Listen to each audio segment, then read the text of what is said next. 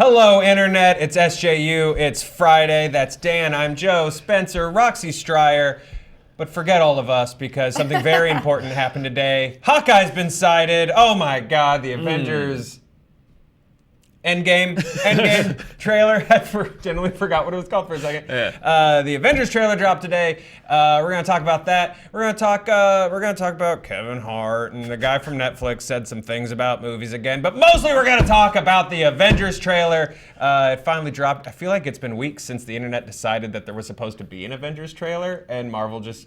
It took them like 5 weeks to finally listen, and now it's here. That's true. Last week they were like, it's going to be on Wednesday. This week they were like, it's really Wednesday this time. Yeah. Facts. And we were like, where's the thing that we demanded of you? And finally they delivered. Let's just jump in. Float your boat. Sink your boat. Your battleship gone? My boat's What'd you floated. think? Your boat's floated? I'm above water. I'm buoyed. You're treading? Yeah, I think there's a lot to like. What I like the most about it is what's not in it, and that is any of the set pieces or action sequences. Yes. I find that they were able to re-pique my interest, to hold my interest, to give me the emotional core of the film without spoiling any of the action. And that is always like, I feel like I would have liked Age of Ultron like 10% more If you hadn't seen if I every hadn't action seen beat? every action beat. Yeah. Sure. Rox? I think for first one, this is exactly what we needed. I think that anything more than this would have been too much. I don't even in the second or third one want to see anything more than this, but at least for now, we're pretty spoiler free, which I really like.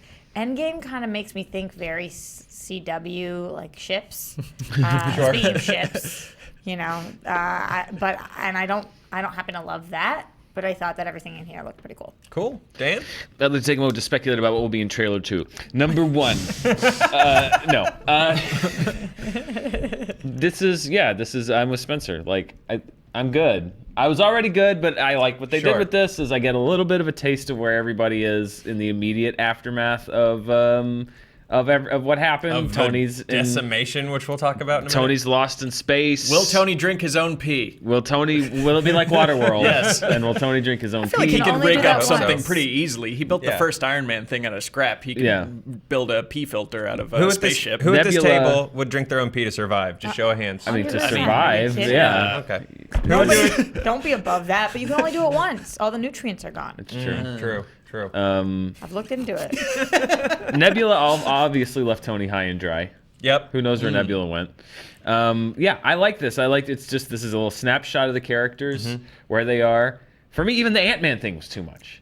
You know, like that's already It's like, a great well, I guess he got, tag, but I guess he got out. The single tier. That's a new meme. I like to think of Chris him Evans can single tier. crying can. in the barbershop as he's getting a shave and a haircut after the snap. He's like, they're all gone. It's like, can you stop crying, Steve? I'm trying I really got trying to Pompadour. edge you up. No, the thing. It's the what's the robot that Tony Stark hates that works in his Oh, lab? that arm The thing. arm Old robot? Jarvis. Yeah, it just does that. Now It's that's what shaves him. Dummy and You would be Yeah. the names of those two robots. Yeah. Never forget. I happen to know that fact. Dummy and you very do well. the shaves and haircuts, which actually would be a really good post One shot. scene. Yeah, or a great one shot. Yeah, yeah. It does. I actually thought it was going to just be Tony Stark Wait, in can we space. do screen analysis? Oh, are we going to go frame by enhanced- frame? So Scott Lang and Shuri. Shuri's out. Is that because they're Permanently. gone or because they're still around? Because Scott Lang's around. Well, he Well, was I think missing they though. thought he was missing because he was in the quantum They could just realm. be unaccounted for. yeah. Wait, Scott? am I crazy or did I see a version where Spider-Man was one of those faces? I think he's the He's right the next to it face in either line. after So or those would be the before ones that are Shuri. gone. Yeah, they're like flipping through their iPhoto. Yeah, there we go. Yeah, and he's look at that. yeah, there he is. There's the Tommy. boy. Oh, Mark Ruffalo. I think you're right on Nebula. I think she left everybody high. We got just enough taste of Nebula being a good guy. Now we got to pull her back, and she just needs to go. Oh, Thanos is at a farm now. I'm taking control of his fleet and his army because there is one. Or she's sitting in the back of the spaceship going like, what a wimp. Yeah. Or she's not alive anymore because he used her for parts to breathe for an extra week. Yeah, they made a pee filter out of her. Yeah. Out of a person. That's interesting. Then you probably get twice. Yeah. He got 2 days out of that. I don't want any more. I'm good. I didn't think I wanted this. You're This in was good trouble. enough for me as far as just like, okay, great. You're I know gonna the get general more. tone. You're gonna get more. I've Yeah, seen and your weak wish is not fondling. their command. Thanos is doing the gladiator Yeah, thing gladiator out in the middle of walks, nowhere. yeah. What's he Yeah. growing? What are those buds? Oh, that's all That's marijuana. dank, man. That's so dank. That is. Roxy, what is. Yeah? Yeah, for Yeah, sure. okay. Yeah, As decimation. your resident expert, That's he's got that decimation bug. kush What right else are you there. gonna do? You wiped out half the universe. You got your own place. Balance, man. All right. It kind of reminded me alright, of Wizard of alright. Oz. It looked like he was walking through a poppy seed. Like Yeah, everybody's I like getting real. Yeah, maybe he's doing like opium. Yeah. Maybe Yeah. he's kicked it up a notch. Remember wow, when like okay. all those rumors that Matthew McConaughey had a role in the MCU? Like that's No. what it is. Like Thanos, man. He's the voice of his You scarecrow. did it. All right. Yeah, just his farmhand, like the local boy. Hey, that man. Hey, You make him an alien, they just make his hair blue. need help with the harvest. Yeah. Is nobody going to acknowledge how good Dan's McConaughey was? It's really Oh, good. yeah, we get used to it. Wow. Yeah. Wow. Wow. Different life, different Dan. Endgame. Yeah. It is the end game.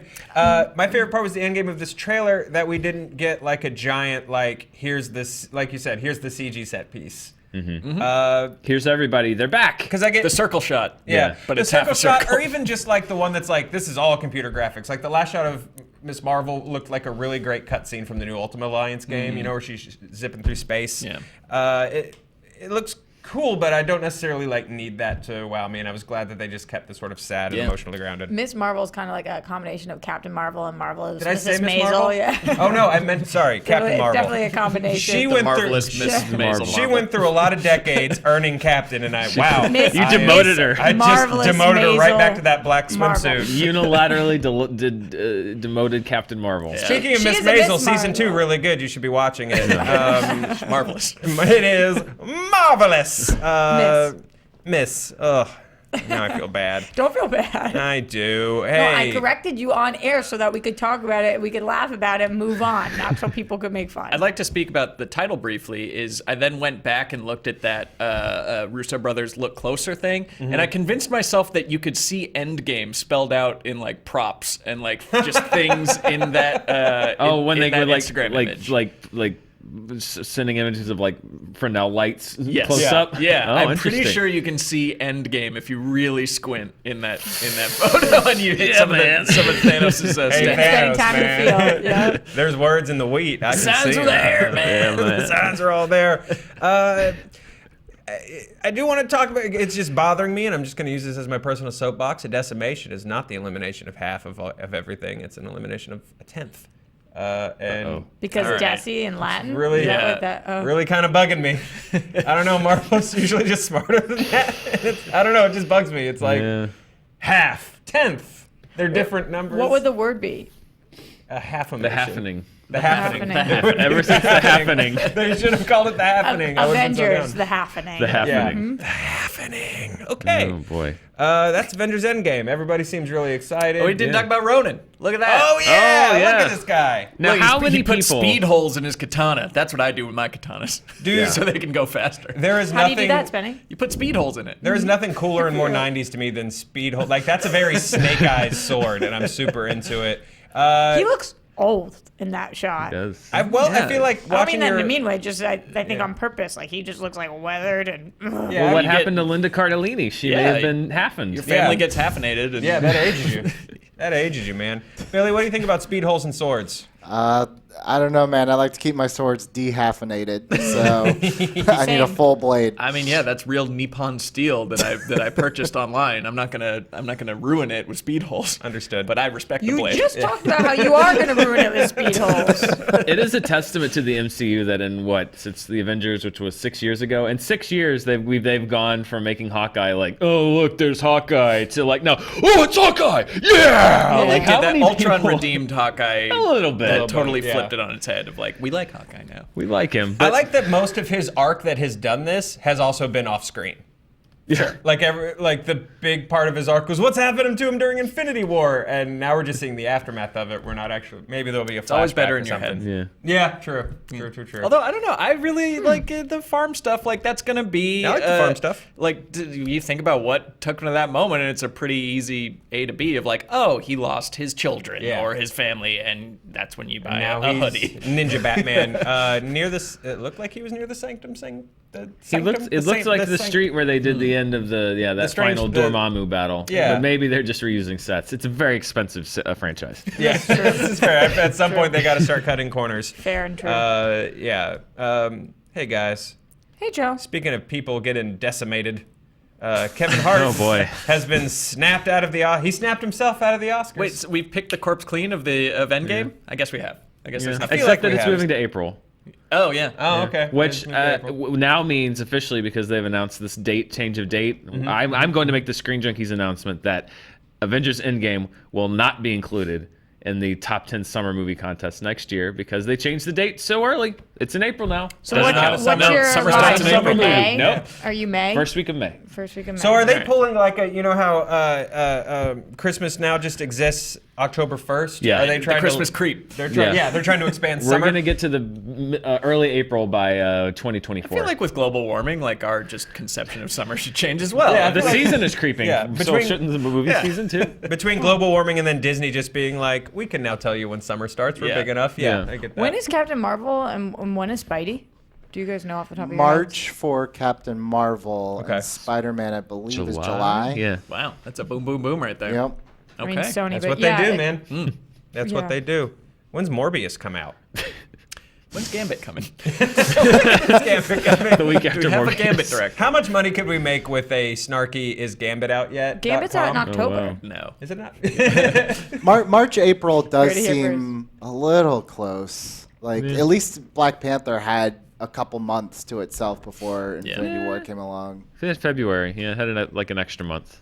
Yeah, and it was like there was 3-4 days left of April. So maybe this is the same case, but still, March, April seems really close. March, April, then that's really. I mean, there must be something at the end of Captain Marvel, which we're all Feeds directly. Yeah. Yeah. And so we need that next episode of TV. Episode 20. Get it? $20 an Oh up. yeah. Oh yeah. All right, Kevin Hart. Sorry. Hey Just guys. wanted to make sure we'd really taken all the meat off Joe that. had really such a feel great like we have. transition, and then I think we have. Okay. if I had to guess, Because I think this is the we last time have. we're going to talk about this movie. That's true. Joe. And You gotta so let it go This is all you get. So Good point, Dan. we got to Good get it point. all in today. We because talked. we're not going to do this We anymore. talked Scott Lang. It was funny. You didn't necessarily need it, but it was still, funny little. Can you buzz me in? That was Crazy fun. little thing called love. This plan's gonna work. it has Nebula. to because better. if it Single doesn't- tears. Single tier Drink and pee. was good. Thor Drink and in pee. street clothes. Thor in street clothes. Oh yeah, we Looking didn't talk sad. about Thor in street clothes. That's it. That's hot. That's There we go. hot. That's the internet's reaction. Someone said he was in jail, but he didn't look like he was in jail to me. He looked like he was in a waiting room. Yeah, like a DMV or something. Yeah.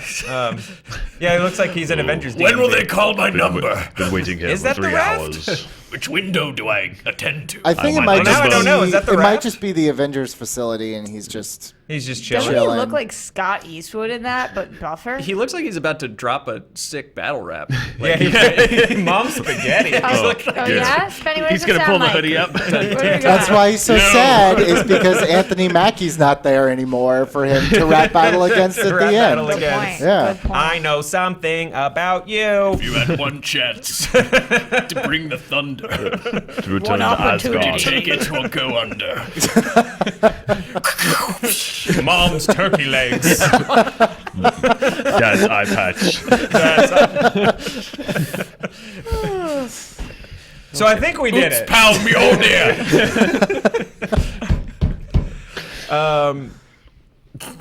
Who's Cheddar Bob? Is Cheddar Bob Sif or one of the Warriors 3? It's the guy with It's the one they all Volstagg. It's died, the other guy, but that's- Volstagg, Yeah, yeah, yeah, the Vol- guy. okay, the- Volstagg The is guy that Cheddar they Bob? yeah. Okay. Who's the one that was the Punisher? Yeah. Volstagg. Volstagg. There you go. Or Korg. Oh, Korg's Cheddar Korg Bob. is definitely Cheddar Bob. Shot myself in the We leg. see drops and rips. Can't find sweatpants that fit. Thor Ragnarok. I'm so Yes, Thor Ragnarok. Thor Ragnarok. I don't do want that. it to stop. But we're gonna talk about Kevin Hart. We're just avoiding talking about Kevin Hart at this point. 100%. It's not gonna be None fun of us want anymore. to talk about it. No. Yeah. Oh. Well, let's pull that Sheriff of Kevin Rottingham. Hart cheddar bobbed himself. Yeah, let's pull the Sheriff of Rottingham and just let's talk about the unfun news in a fun way. Guys, Kevin Hart's no longer hosting the Oscars. Emma L. asked, who should host the Oscars now? But before we answer that question, Emma, I guess we should talk about why we're asking that question in the first place. Wednesday afternoon, popular actor, comedian Kevin Hart was announced as the host for the upcoming 91st Annual Academy Awards. Then you tuned into SJU, and we said, okay, sure. By Thursday night, he had stepped down. Very quick turnaround. Yeah, I guess he saw the show and was like, I don't know. The turn of events followed out. Maybe he saw us talking about Tim Meadows, and he was like, you know what, they're right. They're right. The turn of events followed outcry over previous anti-gay tweets and comments Hart made during stand-up routines nearly 10 years ago. Some of the tweets were feverishly deleted throughout the day on Thursday. You should have done that 10 years ago, leading to an Instagram video from the comedian that only made matters worse for him. Kevin said, my team calls me, oh my God, Kevin, everyone's upset by tweets you did years ago. He said in that video, guys, I'm nearly 40 years old. If you don't believe that people change, grow, evolve as they get older, I don't know what to tell you. If you want to hold people in a position where they always have to justify the past, do you? I'm the wrong guy, man. Hours later, Hart resurfaced with another video stating that the Academy of Motion Picture Arts and Sciences had given him an ultimatum, apologize or we'll find a new host. I chose to pass on the apology. The reason why I passed is because I've addressed this several times. This is not the first time this has come up. I've addressed it. I've spoken on it. I've said where the right and wrongs were. I've said who I am now versus who I was then. I've done it. I'm not going to continue to go back and tap into the days of old when I've moved on, and I'm in a completely different place in my life. Less than 2 hours later, Hart announced via Twitter that he was removing himself from the gig, and he finally offered the apology everyone was looking for. I've made the choice to step down from hosting this year's Oscars. This is because I do not want a distraction on a night that should be celebrated by so many amazing, talented artists. I sincerely apologize to the LGBTQ community for my insensitive words from my past. I'm sorry that I hurt people. I am evolving and want to continue to do so. My goal is to bring people together, not tear us apart. Much love and appreciation to the Academy. I hope we can meet again. So, initial thoughts on this, you guys. There's a lot of layers to it. I don't know. I see points on both sides. So in a couple of different things on this. Number one, it's like part of me thinks, you know, when somebody cheats on somebody else in a relationship and then they apologize, they get back together, and then like Kevin a year Hart does. later, one of the people is still, yeah, that's true. A year later, the other person's like still kind of upset and insecure, and then the guy's like, "What do you want? I already apologized." Like sometimes you do have to apologize multiple times for things in your past because they keep coming up, and just because you apologize once doesn't mean you should not keep apologizing. But I'm also with Kevin Hart that people do grow and change. I know that for a fact because I've grown and changed in the last 10 years. And I think we probably can all relate to that. So I feel a little bit torn here. He ultimately did apologize, but he also stepped down.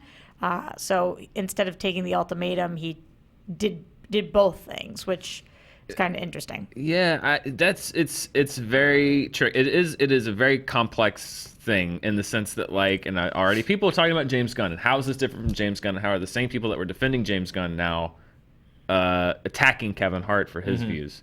They do bear a lot of similarities, if I'm being honest. These are a lot of comments from a long time ago. For me, and this is just I'm not saying this is how you should think. This is how I view the different things, is that James Gunn made what I consider to be jokes that were in extraordinarily poor taste, very bad taste. And he lost his job because of that. He acknowledged that what he did was wrong. He said that he did say I've changed, that I'm a different person, that I regret what I said. That he acknowledged that. Kevin Hart, I've tried to look into. He said that he didn't necessarily address it. His defense was I have addressed it, and I tried to go back. I tried to research it myself because I'm with you, Roxy. I don't think there's one single person of us that hasn't said something or done something at some point in their life out of ignorance, out of just not having a worldview that's as open as it should be. Every single one of us, I'm sure, at some point in our life has said or done something like that. And people should be allowed to grow and change, and their views should evolve. But when he said I've addressed this, I was trying to go back and read things that were being shared, and it seemed like when he says I've addressed it, he addressed it once in 2015. But what he said was I wouldn't say those jokes because people think the time is so sensitive now. I wouldn't say that. That's not the quote I wanted to not talk an about. apology. That's for not what you talking said, about the content of what you said. And in another one, he always kind of went back to, well, I wouldn't say it because times are different. Not, I wouldn't say it. And when you go back and see, it's not just one thing. It's the stand-up routine, hey, don't do that. Either the tweet about don't play with dolls because that's gay. Obviously, to a child, you can say like, well, that's a joke. I mean, there are other quotes from him over the years where he did things. He said like, my biggest fear as a father is that my child will be gay, because then I'm going to say, what did I do wrong as a parent? Like that is a dangerous worldview, I think, to sort of put out in the world. And that's not a joke. That's an interview, or if it is a joke, it's. I don't think a Not very funny. good one, but it puts out the worldview that there's something wrong with being gay, and that parents have failed their children. There are tweets from less than 10 years ago where he's calling people the worst homophobic slur that you can call somebody. That was not. That word not being good is not something that has advanced in the last 10 years. 10 years ago, that was something that you didn't do. Yeah. So it's not so much and, like even further back, to sort of double down, like 20, 30 years, it was you could, but you shouldn't. It's like that has always been a hurtful word. It's not just that now we're suddenly very sensitive to it. Yeah. But even putting all that aside, the main difference for me is that I feel that James Gunn, there should have been a conversation around it, and he was fired really without that conversation happening. And I think the main difference for me and Kevin Hart in the situation was the Academy went to Kevin Hart and said, you should apologize for these comments. We feel that they're in bad taste and that they were offensive. And he had a choice. And his choice was, I'm going to apologize. And they said, you can still host the Oscars, but you need to offer an apology. And he chose to not do that. That was his choice. That was his choice. And he chose to not take that avenue and then to step down. That's the difference. And the conversation can now advance about, jokes and everything else. But that's the main difference for me is Kevin Hart had a chance to say, I regret those comments. I think he should have, personally. I think that even if they were jokes, that it's just not a healthy way to view the gay community. And even though they were years ago, they weren't that far back that, gay marriage was being legalized around the time he was making these jokes. This is not Eddie Murphy, and this is not the 1980s. Do you think that the Academy handled it properly then? They gave him a chance. They gave him a chance to apologize, and he didn't. And so that's that. That's the difference for me. They could have. The curious thing about that situation is, the idea that everyone at the Academy had blinders on when they just made the decision to go with Kevin Hart. Like you could have gotten ahead of this too, where it's like, hey, Kevin, we want to sit down. We want to address it one more time because you've got to imagine that that's the first thing that's gonna drop when you. Well, yeah, I love sitting here 2 days ago when he announced it, saying like, "Oh, he's gonna be the great non-political, non-controversial host." Well, that worked out well. Yeah. Spinny thoughts? Yeah, I don't know. I think Dan summed up my thoughts exactly. But and when you say like this should have been the first thing, like how about Kevin Hart's team or anyone around him being like, I think every celebrity should probably just delete everything they've ever said, like within a month of the present day. But like, how did this? And I was curious and Dan, I'm glad you looked into it because I was like, oh, if he has been apologizing for this since he made those comments, then like, okay. But it's like he got caught like shredding the papers, like he got caught deleting the tweets. So it's like as much a admission of like, oh, this is messed up as any apology, but without the apology. So yeah, the fact that no one deleted these things around Secret Life of Pets or like at any point when he was talking about maybe doing the Oscars, like how it just shows it's doubly ignorant. Yeah, it's it's challenging too because obviously there's a few things that go into it, and I'm not going to judge anybody's like growth as a person or try to commit them to a timeline. But he wasn't 19. He was 32, 33 when he was making a lot of these jokes. 'Cause, like I was still calling things gay, and then even as a dumb Southern liberal being like, no, but I mean like stupid, not like gay people. Gay people are great. I mean gay as in really dumb. Like I was still doing that at like 24. I'm not proud of that. And I'll own it and I'll cop up to that. But early 30s. That's more of an apology than he gave. I'll own it. I'll cop up to that. Yeah, I'm not true. proud of that, Yeah. Unless something surfaces, maybe there's another interview that's come out where maybe he has been doing these interviews that haven't surfaced yet, where he's apologized profusely for these things, but I haven't. That did not seem to be forthcoming. I have no problem though apologizing for things again. If you've already apologized for something, then you would think it wouldn't be that big of a deal to say, just so you guys know, when I realized the error in my way, I did already apologize for this, but I'm happy to do it again because I still believe what I did was wrong. Well, that's what is weird. The weirdest thing to me is if you take his tweets and you chop off the front part where he steps down as host of the Oscars, and he tweeted out, "I sincerely apologize to the LGBTQ community for my insensitive words from the past. I'm sorry that I hurt people. I'm evolving, and I want to continue to do so. My goal is to bring people together, not tear us apart. Now let's have a great Academy Awards show." Yeah. I think that would have been fine. That's That's what what's I'm saying, he weird did for me. both. That is- should have been is step one. He He did made both. this huge stand saying he's not going to do it, and then he quits, and then he does the thing, did and both. that was the thing that people, I think, would have been. I think that I would have been, as somebody who's very skeptical of those comments, I would have been personally satisfied. I know some people might not have been, and they should have their say, but I would have been satisfied with that, and I think that it would have at least opened the door to him remaining. But for him to take the stand saying, "I'm not apologizing, I've done it before, I'm not going to do it. If the Academy wants to fire me over it, then they can," and then to quit and then to still do the apology, like that seems like that's what people wanted in the first place. Right. That's really puzzling to me. Agreed. Yeah, the other thing I sort of want to speak, because I know that the thing that will also get loud is echoing his 2015 interview with Rolling Stone. The quote that you mentioned was the one I sort of wanted to talk about as well. The idea that, no, I won't do those jokes anymore because times are so sensitive now. And like, that's what'll get amplified. Like, everybody's so PC. And it's like, no, I think people are just tired of being, marginalized, and comments like that just sort of being okay in the norm.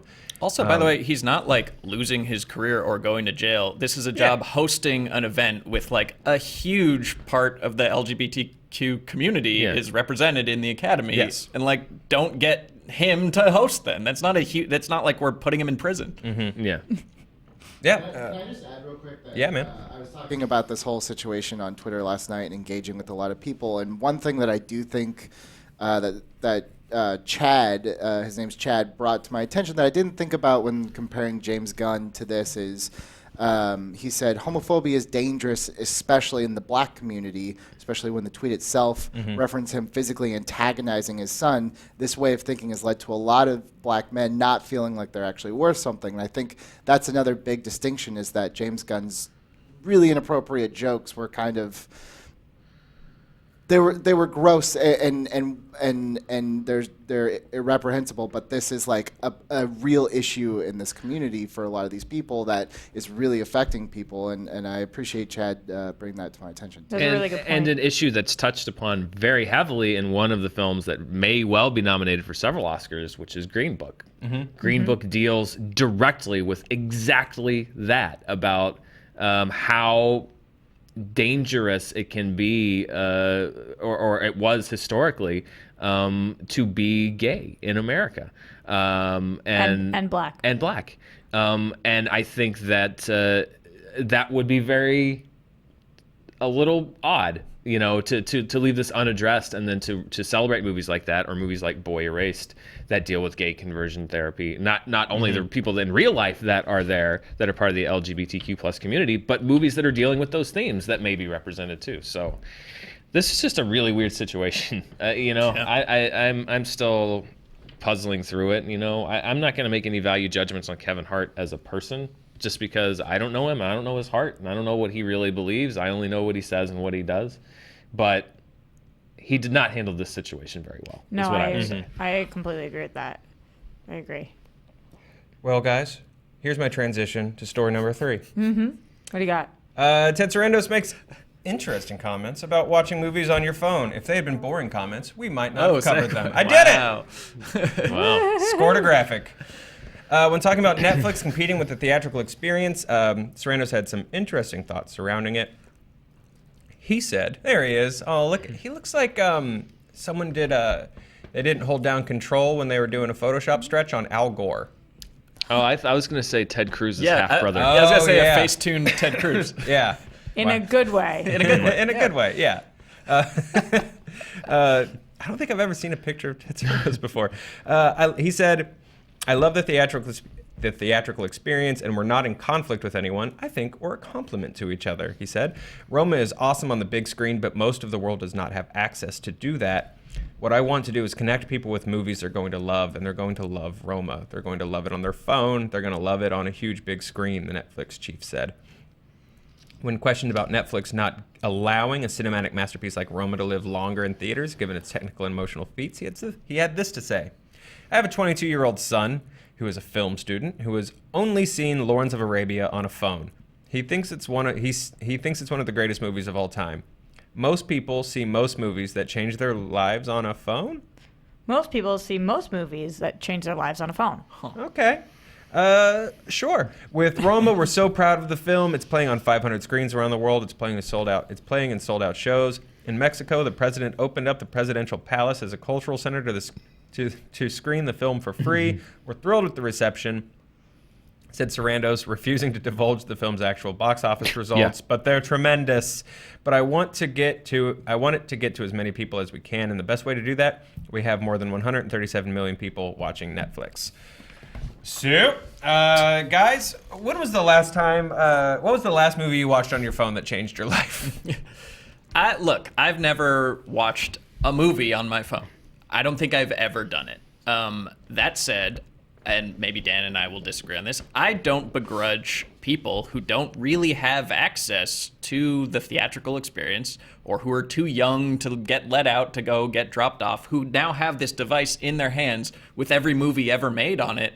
If that's what gets someone to fall in love with film and be interested in this or just see things that they never would see before, I don't hate it. Like, it's the way of the world. The young people with the phones, if we had those, we would be watching movies on our phones too, growing up.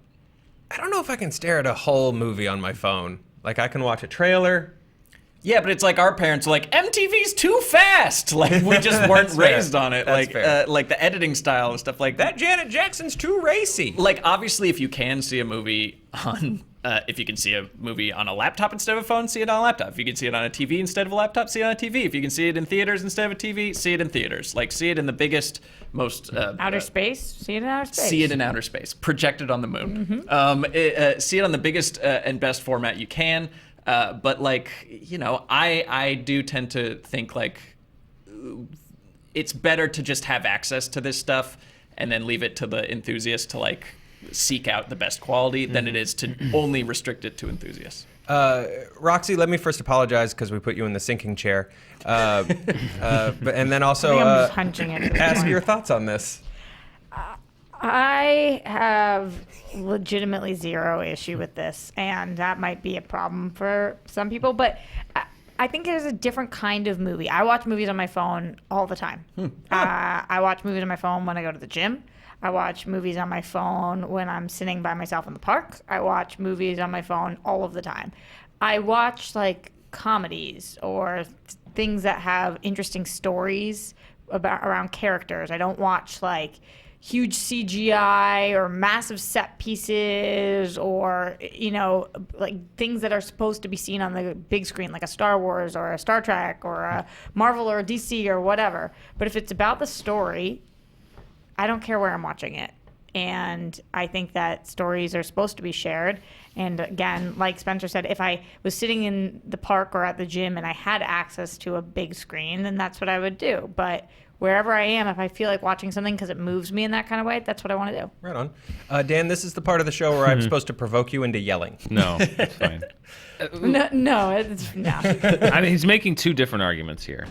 I agree with the accessibility argument in the sense that I do think it is good to have film accessible to more people. And if Netflix wants to be a tool to do that, then that's great. We need more accessibility for film. What I don't agree with is, particularly when he says, like, my kid's a film student, he saw Lawrence of Arabia on his phone, and he thinks it's one of the greatest movies ever made. I saw Lawrence of Arabia on the big screen for the first time this year, and it is not.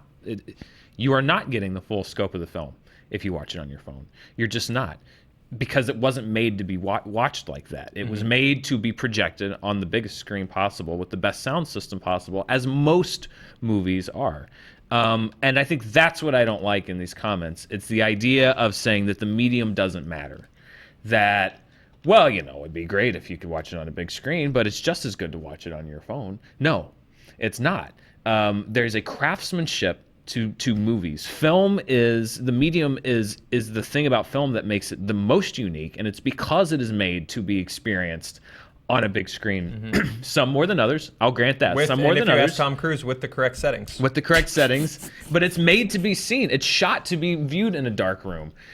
It's written to provoke an audience reaction. It's written to provoke responses from a crowd.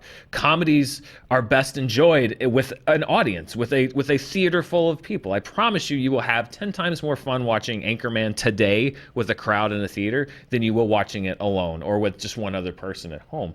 That's why they're made that way. It's like saying, well, Hamilton's great, but you could just record it and I'll watch it at home, not on a phone, but you could just do a professional recording and I'll watch it at home, and it's the same difference. It's not, because there's an energy to live theater that is unique to that medium and that art form that makes it unable to be replicated elsewhere, and it's the same with film. I saw Roma in a theater.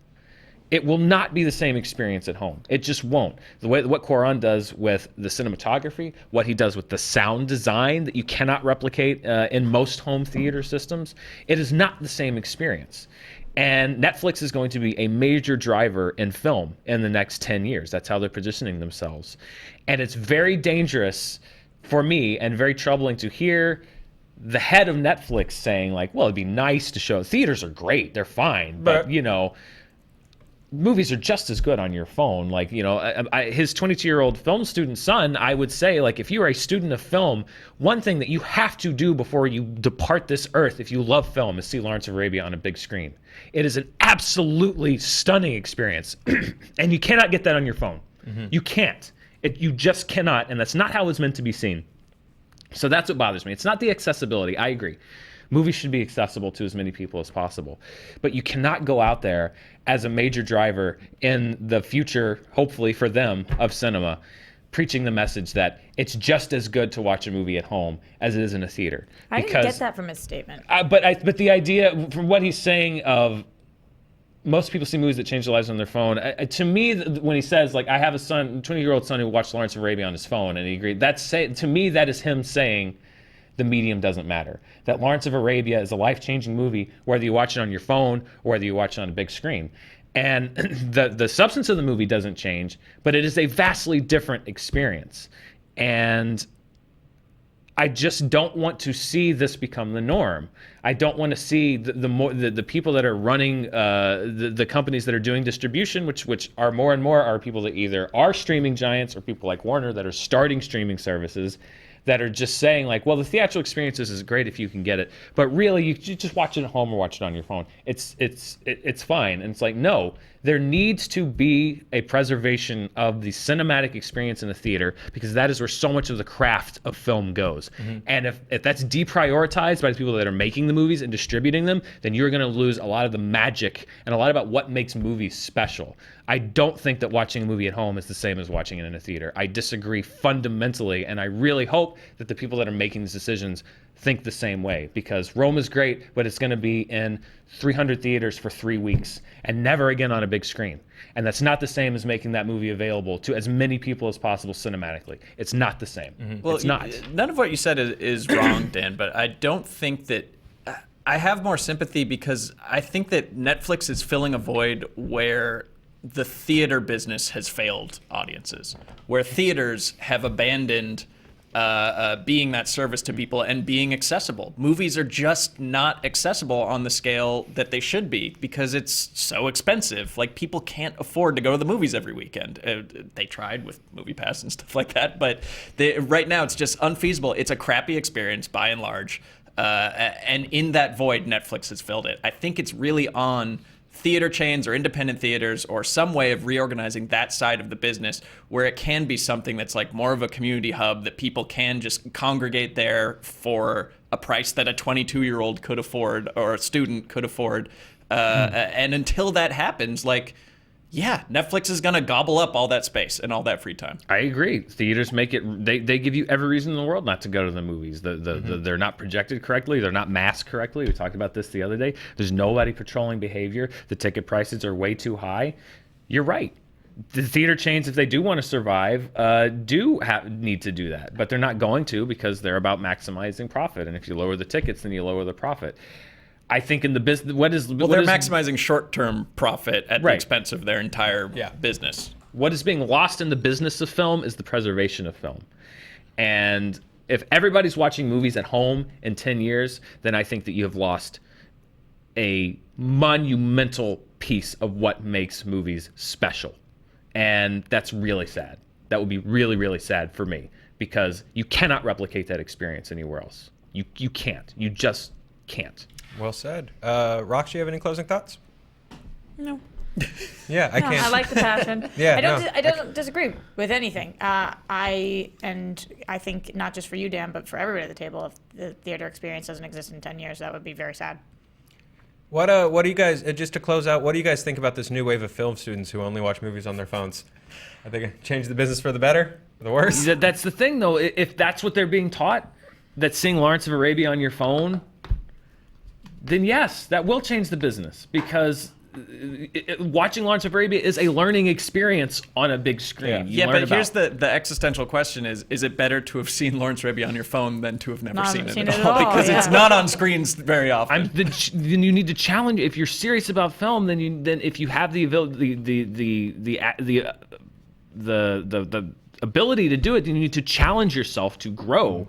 It's just like people. Right, but say you're out of a major city, you're in, I don't know, you're in Ghana or like somewhere that Netflix is. Like you're never going to see. Well, I'm not talking about people in Ghana. But I'm that's talking where about Netflix Ted is. Sarandos's 22-year-old film Netflix is student global. son who's watching It's Lawrence of everywhere. Arabia on his phone. He doesn't live in Ghana. I'm pretty sure. I will say that Ted Sarandos' son could probably make a call. Sure, but I'm just saying, Get a people have a screening of phone Lawrence of and they have Arabia. Netflix no matter where they are in the entire world. And sorry, this isn't Ghana shade. There are many large cities there that I'm sure have great theaters. But like, if you're in the middle of nowhere and you have a phone and you're growing up, like you could see a film there, or you could never see it at all. And that's the world that Netflix is operating. The in. accessibility but they're thing I not. agree They're not with. running a charity. They're not doing. Yeah. They're not limiting theatrical release of Roma here.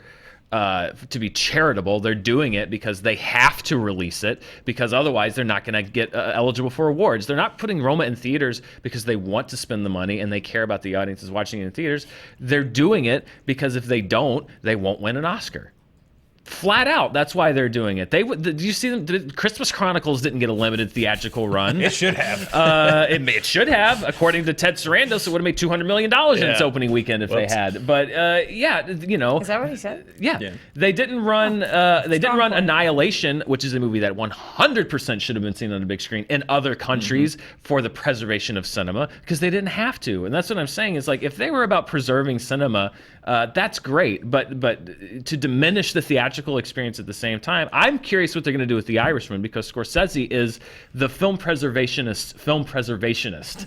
And I am curious to know if when he's done with that film, if he's going to be happy with a 3-week limited run on the coasts of the country and then available only on Netflix, because that doesn't seem like an arrangement to me that he would be happy with. We'll ask him. We'll see. Yeah, we'll ask him. Because he's on the show tomorrow, you guys! Oh, he's not really. That's our show. Question mark? We talked Avengers. We talked Kevin Hart. We talked Ted Sarandos' son and his Thor filmmaking Ragnarok. Thor Ragnarok. If you got nothing else out of this show, I hope our Thor 8 Mile parody will drive you through your weekend. Enjoy your weekend. We'll see you Monday. That's Dan. I'm Joe. Spencer. Roxy. See you guys later. Bye.